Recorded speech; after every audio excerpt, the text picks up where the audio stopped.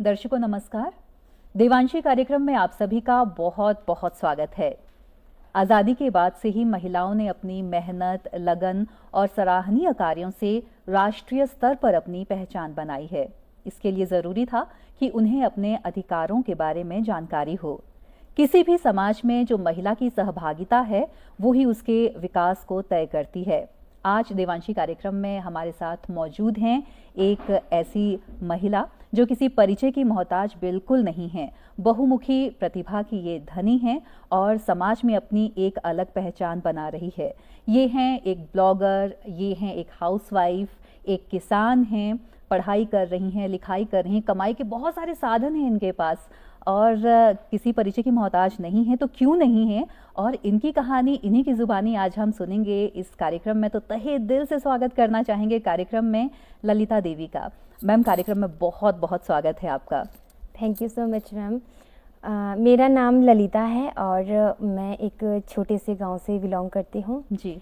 तो अगर मैं अपनी जर्नी की शुरुआत करूं, अगर मैं अपने बारे में बताऊं तो मैं 16 साल से अपनी स्टार्टिंग करना चाहूँगी, जहां से मेरा एक मेहनत और स्ट्रगल शुरू हो चुका था जी। और इसके पीछे बहुत सारे कारण भी है कि 16 साल की उम्र में जहाँ पे बच्चों को स्टडी करना होता है, अच्छे खासे स्कूल में जाना होता है, रोज़ जो आना है, उस टाइम पे मुझे मतलब घर से बाहर निकलना पड़ा। क्यों निकलना पड़ा? और उस वहीं से मुझे बहुत सारा एक्सपीरियंस मिला है। जी। अभी मैं रोकूंगी आपको क्योंकि अभी तो जनता आपको बहुत प्यार करती है, घर के लोग भी प्यार कर रहे हैं, क्योंकि कहते हैं जैसे एक आदमी के पीछे एक महिला का हाथ रहता है, उसकी सक्सेस के पीछे डेफिनेटली परिवार वालों का हाथ रहता है। जब कोई महिला सक्सेस की तरफ आगे बढ़ती है तो बहुत सारे सपने होंगे बचपन में ललिता के, और अभी तक बहुत सारे सपने पूरे भी हो चुके होंगे। बचपन में किस तरह के सपने थे आपके और उनको खुद पूरा करना पड़ा या किसी ने सहायता की ललिता की? तो मैं ये इस बात में ये कहना चाहूँगी कि मेरे साथ सपोर्टिव मेरी फैमिली रही है हमेशा ही जी। और सेकेंडली जब मैंने मेरे जो सपनों की बात है ना, तो ये मैं करना चाहूँगी कि मैं शादी नहीं करना चाहती थी जी। मेरा मेन था कि मुझे लाइफ में कुछ करना है जी। और उसी के पीछे मैं घर से बाहर निकल गई थी। और फिर स्टार्टिंग में मैं जब 16 साल की थी तो उसी वक्त मैंने अपना जो है वहाँ से शुरुआत की। हाँ, शुरुआत करी वहाँ से। तो मैं एक नॉर्मली मतलब मार्केटिंग करती थी और मुझे बिल्कुल भी पता नहीं था कि बाहर की दुनिया कैसी है, क्या है। जब मैं घर से बाहर निकली उसके बाद मुझे पता लगा कि कैसे कैसे बाहर रहना पड़ता है और कैसे लोगों के साथ उठना बैठना हर एक चीज़। क्योंकि मैं एक सिंपल सी लड़की थी, घर में हमने सिर्फ खेती बाड़ी करी है और पापा के साथ हमेशा स्टार्टिंग से हेल्प करी है, तो हमने सिर्फ वही चीज़ें देखी थी। और जैसे ही बाहर निकले तब जाके थोड़ा पता लगा कि हाँ, ऐसे भी दुनिया है, ऐसा भी जो लाइफस्टाइल है, कैसे कैसे लोग रहते हैं। तो एक मेरे को ये लगा कि जो मार्केटिंग है वहाँ से बहुत सारी चीज़ों का मुझे एक्सपीरियंस हुआ है और वो एक्सपीरियंस मेरा आज दिन तक काम आ रहा है जी।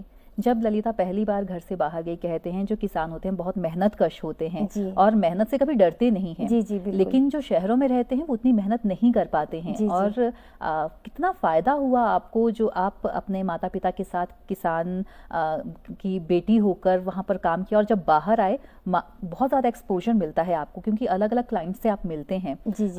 तो जब इनकम भी आती है तो कितना अच्छा फील होता है, और जब पेरेंट्स को आप बताते हैं तो कैसा एक्सपीरियंस रहा उस वक्त और कितना मोटिवेट किया आपको? जब मैंने फर्स्ट टाइम अपने पापा के हाथों पे फर्स्ट पेमेंट रखी थी, मैंने वो जो खुशी देखी थी ना पापा के चेहरे पे, मैं रियली बात बताऊं, मतलब कभी आज दिन तक जो पहली पेमेंट दोगे ना आप कभी भी, मैं रियली बात बता रही हूँ, वो चीज़ आप कभी कहीं एक्सपीरियंस ही नहीं कर पाएंगे। और उस वक्त था भी ऐसा कि मेरी जैसे सिस्टर की शादी हुई थी और हम लोग थोड़ा सा हाँ ये है कि कर्जे में आ गए थे और उसी मजबूरन कि मैंने ये सोच लिया था कि मुझे बस निकलना है, बाहर कमाना है और कुछ ना कुछ मुझे करना है बस लाइफ में। और वहीं से जैसे मैं स्टार्टिंग मैंने शुरुआत करी और पापा की हेल्प होना शुरू होगी साथ में। हमारे जैसे खेती बाड़ी करते थे पापा, वहाँ से भी हमारी अर्निंग होती रहती थी, हमारा आजीवन वैसे चलता रहता था। हमारी चाहे फीस है, हमारा मेरी और भी 5 सिस्टर, हम लोग 5 सिस्टर थे, एक सिस्टर एक्चुअली अब तो नहीं है हमारे बीच में। तो मेरी जो और सिस्टर भी है तो उनका पढ़ाई का खर्चा और शादी का, मतलब कितना खर्चा नहीं होता, एक किसान के ऊपर कितना डिपेंडेंट रहती है पूरी फैमिली, तो ये आप अच्छी तरह से समझ सकते हैं जी। तो ललिता, एक और चीज़ आपसे जानना चाहेंगे। महिलाओं को हम कहते हैं कि जब तक उन्हें अपने अधिकारों की जानकारी नहीं है, काफ़ी हद तक जो उसकी सक्सेस है वो अधूरी है, क्योंकि हम अपने अधिकारों की जानकारी होगी तभी हम लड़ सकते हैं, किसी के सामने हम शोषण के शिकार नहीं होंगे। तो जब आप बाहर गईं तो आपको क्या लगा कि महिलाओं को उनके अधिकारों के बारे में जानकारी होना ज़रूरी है? एक सशक्त महिला कब आप महसूस करते हैं अपने आप को? घर में ज़रूरी है, बाहर निकलना है तो ज़रूरी है? आपको शिक्षा कितनी अहम रहती है, कितना अहम रोल अदा करती है शिक्षा? शिक्षित होना कितना ज़रूरी है, इसके बारे में थोड़ा सा बताइए। शिक्षित होना बहुत ज़्यादा ज़रूरी है, क्योंकि ये आपके हर टाइम काम आने वाली है।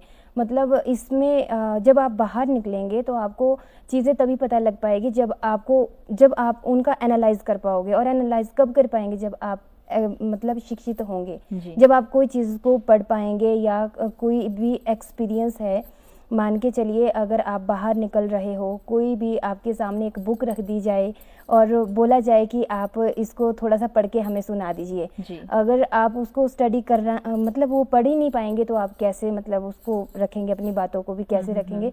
तो मेरा ये है कि शिक्षा भी उतनी ही ज़रूरी है और उसके साथ साथ सबसे मेन होता है जो हमारा कॉन्फिडेंस होता है, वो सबसे ज़्यादा ज़रूरी है। और अगर कॉन्फिडेंस ही नहीं होगा तो वो जो रखी बुक भी है ना, वो भी कैसे पढ़ पाएंगे? ये सारी चीज़ें देखो कनेक्टेड है सारी, ठीक है। और मैं यही कहना चाहूँगी कि शिक्षा भी बहुत ज़रूरी है और आने वाले टाइम पे हर बच्चे को शिक्षित किया जाए, हर महिला को शिक्षित किया जाए, बहुत ज़्यादा ज़रूरी है। वहाँ से वो बहुत सारे सोर्सेज निकाल सकती है। जी। तो कहते हैं कि शादी के बाद लड़की का दूसरा जन्म होता है। जी। मायका आपका कहाँ था, शादी कहाँ हुई, कैसे एडजस्ट किया, ससुराल में कितना सपोर्ट मिला हस्बैंड का, सबका? क्योंकि उसके बाद आपने बहुत कुछ किया आफ्टर मैरिज भी। जी, आफ्टर तो वो सब चीज़ें जानना चाहेंगे आपसे। जी। तो जब मेरी शादी हुई तो शादी उस वक्त मुझे ये था कि मुझे शादी नहीं करनी, एक था माइंड में कि नहीं करनी है, मुझे लाइफ में कुछ करना है। पर अगर आपको ससुराल अच्छा मिले ना, मैं सच में बताऊं तो मतलब वो महसूस मुझे आज दिन तक ये फील नहीं हुआ कि ये मेरा ससुराल है, कि ये मेरा अपना मतलब जो मायका का घर है। तो मैं यही कहना चाहूँगी कि जो मेरे सास ससुर जी भी है वो बहुत ज़्यादा सपोर्टिव है, बहुत ज़्यादा, इतने ज़्यादा कि जिस वक्त मेरी शादी हुई थी सिर्फ 4 या 5 दिन पहले मेरे पापा जी को पैरालाइज अटैक पड़ा था। पूरी जिम्मेवारी जो थी वो स्टार्टिंग से मेरे ऊपर थी। मेरी वैसे 2 सिस्टर बड़ी है और वो एक की शादी हो चुकी थी और एक जॉब से बाहर रहते थे, एक मेरे से छोटी सिस्टर थे। तो उस वक्त जब पापा को ऐसी प्रॉब्लम आई कि उनको जैसे पैरालाइज का अटैक पड़ा, मम्मी मेरे साइको के पेशेंट थे, तो हमें मतलब पूरी फैमिली को इतना हो गया कि जैसे मेरी शादी हो गई तो वो बहुत ज़्यादा टेंशन में आ गए थे। अदर जो मेरी रिश्तेदार जो हमारे बहुत ज़्यादा क्लोज हैं जी, सो हम उस वक्त तो ये था कि पता नहीं कैसा ससुराल मिलेगा, सपोर्टिंग होंगे कि नहीं होंगे। तो मेरे को बड़े अच्छे से याद है जिस वक्त मेरी शादी हुई उससे कम से कम 1-1.5 महीने के बाद की बात है। तो मेरे पापा जी बोलते, ससुर पापा जी बोलते, बेटा तू घर भी जाती है, वहाँ भी जाती है। बोलने का मतलब आपको समझ नहीं आएगा एक्चुअली, जो मेरा रहने का जो एक जहाँ मैं रहती हूँ, पतिदेव के साथ रहती हूँ मैं दाड़ला घाट में जी, और मेरा जो मायका है दाड़ला घाट से 5 किलोमीटर नज़दीक है और जो मेरा ससुराल है वो कम से कम 100 किलोमीटर दूर है। ठीक है। और तो हम 3 देवरानी जेठानी हैं, मेरी जेठानी जी एक घर में रहते हैं और तो वैसे ही मैं हूँ, तो यहाँ पे मैं अपने मायके की फैमिली भी संभाल रही हूँ और जैसे ही घर में हमारे काम पड़ता है, चाहे घास कटाई का काम होता है, बहुत सारे सीजनली काम चलते हैं, तो उस वक्त मैं हमेशा घर में प्रेजेंट रहती हूँ। मेरे पतिदेव प्रेजेंट रहते हैं वहाँ पे, हम सारा काम करते हैं। और वैसे ही हम मायके में भी जाते हैं, मायके में भी सारा काम हम लोग करते हैं जी। तो मतलब मैं वही बोलना चाहूँगी कि मेरे जो सास ससुर है वो बहुत ज़्यादा सपोर्टिव है, और इसके लिए कहीं ना कहीं देखो आपको खुद भी ईमानदार होना पड़ेगा। बिल्कुल, ये बिल्कुल सच बात है जी। और तभी आपकी जो ससुराल वाली फैमिली है ना, पर ये नहीं मैं बोल सकती, मेरी सच में ससुराल वाली फैमिली बहुत ही अच्छी है, बहुत ज़्यादा। बहुत खुशकिस्मत होते हैं वो लोग जिनको बहू बहुत अच्छी मिले और सास ससुर बहुत अच्छे मिले। तो चलिए, आपसे बात करके ये तो हमें पता चल ही गया कि परिवार का सपोर्ट अगर आपके पास है तो आप किसी भी मुश्किल घड़ी में अपनी हिम्मत नहीं खोएंगे और लड़कर उसका सामना करेंगे जी। बिल्कुल। अब आपसे जानना चाहेंगे कि आपने कहा था कि एक्सपोजर के लिए आपने बहुत कुछ किया, आपने अकाउंट्स का काम भी आप करती हैं, वो कैसे आया जहन में कि इस तरफ रुख किया जाए और किसने वो दिमाग में डाला? जी मैम, अगर मैं बात करूं कि देखो स्टार्टिंग से मुझे एक आदत बन चुकी थी कि सेल्फ इंडिपेंडेंट रहना जी, खुद का कुछ करना, मतलब ये मुझे आदत लग चुकी थी। और मैं एक बात बोलूं, मेरी स्टडी इतनी ज़्यादा भी नहीं थी कि मैं बाहर जा सकूं और मैं कहीं अच्छी खासी जॉब कर सकूं। तो मैंने जो अपनी एजुकेशन भी है वो भी कॉरस्पॉन्डेंसी करी है, अपना ग्रेजुएशन करी है, और उसके बाद इसके साथ साथ मैंने जॉब करी। जॉब जैसे ही मेरी शादी हुई तो मेरी जॉब वहाँ से छूट गई एक जगह से। सो सेकेंडली मैंने सोचा कि अब मैं फ्री नहीं बैठ सकती हूँ। मुझे ससुराल से भी बिल्कुल ये था कि आप करो, आपको जो करना है आप करो, आपको कोई मनाही नहीं है। सो उस वक्त मुझे ऐसे ही वहाँ पे नज़दीकी हमारे एक सर है, मतलब सीए जो हमारे, तो उनके पास मैं ऐसे इंटरव्यू देने के लिए चली गई। मैं क्या, वैसे भी मैं फ्री रहती हूँ, तो मैं क्या चलो देखते हैं, मैं क्या क्या होता है। तो उन्होंने मुझे सिलेक्ट कर लिया वहाँ पे कि आपको यहाँ का ऑफिस संभालना है और आपके ऊपर जिम्मेवारी है। और वहाँ का जो मैंने ऑफिस संभाला वो मैंने पूरे 5 साल वहाँ का पूरी टोटली रिस्पॉन्सिबिलिटी मेरे ऊपर थी। तो धीरे धीरे एक्सपीरियंस के साथ साथ मैंने वहाँ से पूरा वर्क सीख लिया जी। और आज के टाइम पे मैं इंडिपेंडेंटली अपने घर में इस वर्क को कर लेती हूँ, और मिस्टर जी के साथ भी थोड़ी बहुत हेल्प कर लेती हूँ। हमारा जैसे जनरल इंश्योरेंस का वर्क रहता है तो उसमें भी मैं इनके साथ हेल्प कर लेती हूँ। हमारा अपना ऑफिस है, तो जब मेरा मन चाहे तब मैं ऑफिस जाकर काम कर लेती हूँ, जब मन चाहे तब मैं घर से भी काम कर लेती हूँ। तो ललिता, आप घर को संभालती हैं, बाहर भी आपने काम का अनुभव लिया ही है जी। तो आर्थिक रूप से महिलाओं का सशक्त होना आपकी नज़र में कितना ज़रूरी है अगर वो अपने सपनों को पूरा करना चाहती है?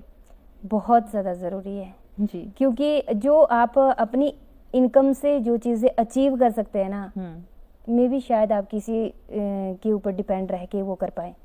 क्योंकि होता क्या है, कहीं ना कहीं अगर आप एक घरेलू महिला हैं तो आपके हस्बैंड अगर एक सीमित इनकम कमा रहे हैं तो आप सोचेंगे कि देखो इसमें हमारा इतना गुजारा चलेगा, इतना चलेगा, इतना चलेगा। उसमें होगा क्या, आप खुद डिवाइड कर लेंगे उन चीज़ों को, और फिर वहाँ पे जो आपके अपने शौक होते हैं वो आपके कहीं ना कहीं उनको साइड में रखना पड़ता है जी। और इसी कारण से देखो, अगर आप आर्थिक रूप से बिल्कुल स्ट्रांग होना चाहते हो, आप एक चीज़ के ऊपर डिपेंड मत रहिए, क्योंकि ज़रूरी नहीं कि वो लॉन्ग टाइम के लिए है। आप हर जगह देखो, मैं ये नहीं बोलती हूँ कि हर जगह ही आप हाथ पैर मारो, पर कम से कम इतना तो करो कि जो आप कर सकते हो, जो आपको लगता है कि मैं ये काम कर सकती हूँ, तो आप उस चीज को जरूर मतलब उसमें आप आगे चलिए जी। और ऐसे ही मल्टीपल काम मेरे हिसाब से करने चाहिए आज के टाइम पे, तभी आप सारी चीजें मतलब आर्थिक रूप से आप स्ट्रांग हो सकते हो। आपने सीए का काम शुरू कर दिया, आपने कंप्यूटर कोर्स भी किया। तो नहीं हूँ मैं, रियली बात बताऊँ, हाँ ये है छोटी मोटी। मैं तो चलिए इनकम का आपने ढूंढ लिया कि मैं वहाँ से इनकम अर्न करती हूँ जी। सिलाई कढ़ाई आपने शुरू कर दी, बिल्कुल, ये परिवार को आप संभाल रही हैं, और इसके साथ साथ आपने इनकम का एक और सोर्स ढूंढ लिया, वो था ब्लॉगिंग। जनता ने आपको बहुत प्यार दिया, तो आपके मेन टॉपिक्स क्या रहते हैं जब आप ब्लॉगिंग करते हैं, और दिमाग में कैसे आया कि ये ब्लॉगिंग का काम किया जाए? तो मैम, जैसे ही मेरा अब पहले जैसे बच्चा था मेरा, तो उस वक्त मेरे बच्चे को संभालने के लिए एक्चुअली मेरी बुआ जी थे। उस वक्त मैंने पूरा जॉब किया, 3 साल जॉब कंटिन्यू करी। उसके बाद मेरा सेकंड जब बेबी हुआ तो उस वक्त मैंने सोचा कि अब मैं क्या करूं, क्योंकि मैं घर में बैठ नहीं सकती, मेरे को आदत लग चुकी थी जैसे कि मैंने आपको बताया जी, तो मैं घर में बैठ नहीं सकती थी फ्री होके। तो मैं ऐसे ही सोचते सोचते कि मैं क्यों ना यूट्यूब करूं। तो मैंने स्टार्टिंग में जैसे ही फिर यूट्यूब करना शुरू किया, उसके बाद वहाँ से जब मुझे ग्रोथ नहीं मिली तो उसके बाद मैंने सोचा कि चलो ठीक है, धीरे धीरे अब अपना सोशल मीडिया जो है, बहुत सारे प्लेटफॉर्म्स हैं जिसमें फेसबुक एक मेरा है जी, सारे सोशल मीडियाज जितने भी हैं। तो ब्लॉगिंग के टॉपिक जानना चाहेंगे हम जी ब्लॉगिंग के टॉपिक तो मेरा ये है व्लॉगिंग में कि मैंने स्टार्टिंग जब करी थी तो मैंने करी थी जो अपना कल्चर होता है गिद्दा शूट करना, वो डालना। फिर उसके बाद मैंने सोचा कि ये तो अब मेरे पास मटेरियल रोज होता नहीं है, तो क्यों ना मैं व्लॉगिंग करना शुरू करूं। मुझे हेजिटेशन होता था कैमरा फेस करने में जी, बहुत ज़्यादा। मैं अपना अकेले में भी कैमरा फेस नहीं कर सकती थी और आज आप लोगों के सामने यहाँ पे बैठी हूँ। यही तो हौसले की बात है। कहते हैं कि अगर परिवार की सपोर्ट है तो आप हर मुसीबत से लड़ जाएंगे जी, बिल्कुल। और शौक आपके दिल में है तो आप अपने शौक को और जो सपने हैं उनको पूरा जरूर कर पाते हैं। जी बिल्कुल। तो यहाँ पे मैंने फिर स्टार्टिंग में मिस्टर जी से पूछा, अपने पतिदेव से पूछा कि मैं ये अगर काम करूँ तो तू देख ले, तेरी मर्जी, तेरे को कोई मनाही नहीं है। तो मैंने जैसे ही स्टार्टिंग करी, व्लॉगिंग करना शुरू करी, तो मैंने अपने गांव से रिलेटेड जो चीज़ें रहती है हमारी, जो आज के टाइम पे विलुप्त तो हो रही है धीरे धीरे। कच्चे मकान विलुप्त हो रहे हैं। कच्चे मकानों के अंदर एक किचन होती है जिसके अंदर एक चूल्हा होता है मिट्टी का, और जिसमें उसको लिपाई पुताई करके उसको कितना सुंदर बनाया जाता था, शुद्ध होता था वो। और वहाँ पे हम खाना बनाते थे, बिल्कुल शुद्ध खाना बनता था जी। तो वो सारी चीज़ें आज के टाइम पे मुझे लगता है कि विलुप्त हो रही है धीरे धीरे जी। तो उन चीज़ों को मैंने सोचा कि क्यों ना कैप्चर किया जाए ताकि ये हमारे मेमोरी रहे। और मैं औरों की क्यों बात करूं, अपनी ही बात करते हैं, क्योंकि स्टार्टिंग में हमने भी कभी सोचा नहीं था कि हम घर बना पाएंगे। रियली बात बता रहे आपको। तो हमारा एक कच्चा मकान है और उसी मकान से मैंने अपनी ये सारी शुरुआत करी है। मायके की बात कर रही हूँ। तो वहाँ से अब देखो धीरे धीरे जैसे हम अपने पक्के मकान में चले जाएंगे तो वो चीज़ सारी ख़त्म हो जाएगी, फिनिश हो जाएगी जी। तो धीरे धीरे, और उसी के साथ साथ मैं क्या करती हूँ, जैसे हमारे कोई शादी होती है, वो अब हमारे बोलते हैं अपनी लैंग्वेज में उसको कोडिया स्वाग, तो उनको मैं उनको कैप्चर करती रहती हूँ जी। और उनको आप मतलब अपनी मीडिया के सामने, शादी के टाइम पे जो घोड़ियाँ गाई जाती हैं, सुहाग गाए जाते हैं, अगर हम एक कोशिश करेंगे तो वो जो हमारी आगे की जनरेशन है उनके कानों में चाहे कुछ भी जाए, उनको एटलीस्ट वो शब्द तो याद रहेंगे। हाँ, शब्द याद रहेंगे, उनको कम से कम पता लगेगा जी। तो इसी के साथ साथ मैंने व्लॉगिंग में अब क्या होता है कि थोड़ा सा चेंज लाना पड़ता है ऑडियंस को। काफ़ी ये होता है कि कुछ नया क्या है जी। तो उसके साथ साथ मैं एंटरटेनिंग के लिए अपना मेरा कॉमेडी रहता है, वो भी मैं अपने घर वालों के साथ बैठ के बनाती हूँ जी। आपका हमने देखा, आप जो खेतों में जाके जो वनस्पति हैं, जो पशु हैं, उनके ऊपर भी आपने काफ़ी सारे ब्लॉग्स बनाए हैं। तो ब्लॉगिंग का तो अब काफ़ी कुछ हुआ, लेकिन अभी और भी बहुत सारे सपने होंगे आपके, क्योंकि जो हमने शुरू से जर्नी देखी है आपकी अभी तक कि पहले आपने क्या किया, उसके बाद क्या किया, तो शौक आपके बदलते रहे और इनकम का जरिया भी बदलता रहा जी। आगे बच्चों के साथ क्या कुछ खास करना चाहेंगी आप? अभी इतना ज़्यादा तो मैंने कुछ सोचा नहीं है, पर ये है कि अभी मैं इसी प्लेटफॉर्म में निकली हूँ, तो मैं देखो इस चीज़ को तो मैं बिल्कुल भी नहीं छोड़ूंगी, जहाँ से मेरी एक इनकम भी चली है और जहाँ से मुझे एक पब्लिसिटी भी मिल रही है। और दूसरी बात ये कि लोगों का इतना भर भर के प्यार मिल रहा है। कौन मुझे जानता था, कोई भी नहीं जानता था जी। जब मैं जॉब करती थी हार्डली मुझे 100-200 लोग जानते थे। आज के टाइम पे कम से कम मैं ये बोल सकती हूँ कि 2,60,000 फैमिली मेरे साथ जुड़ चुकी है जी। और उनके बीच में मतलब एक अलग, मतलब एक तरीके से मुझे प्लेटफॉर्म मिला है। कोई भी चीज़ मैं अगर करती हूँ तो मुझे अच्छा लगता है करना उनके लिए, कि मुझे मेरे पास एक प्लेटफॉर्म है, मैं वहाँ पे रखूँगी और वहाँ से मुझे रिव्यू आएंगे कि कैसा है क्या है।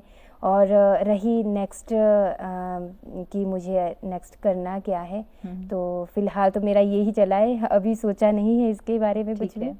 चलिए, जर्नी आपकी जो सुनते हैं कि काफ़ी स्ट्रगल वाली लाइफ रही आपकी, तो काफ़ी लोगों के लिए आप प्रेरणा स्रोत भी हैं। बहुत सी महिलाएं हैं जो घर पे ही रहती हैं, हाउसवाइफ हैं, बहुत सी हैं जो जॉब करना चाहती हैं पर मौका नहीं मिल पा रहा है, बहुत सी हैं वर्किंग हैं। उनके लिए क्या मैसेज देना चाहेंगी आप? क्योंकि हर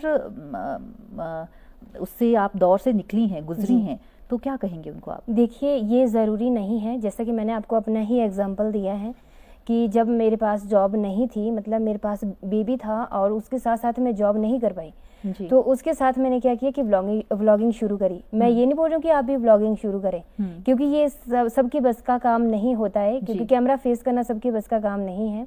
और पर ये बोलूँगी कि आप ट्राई करो, कोशिश करो, ठीक है। इसके अलावा हमारे पास बहुत सारे ऐसे सोर्सेज हैं।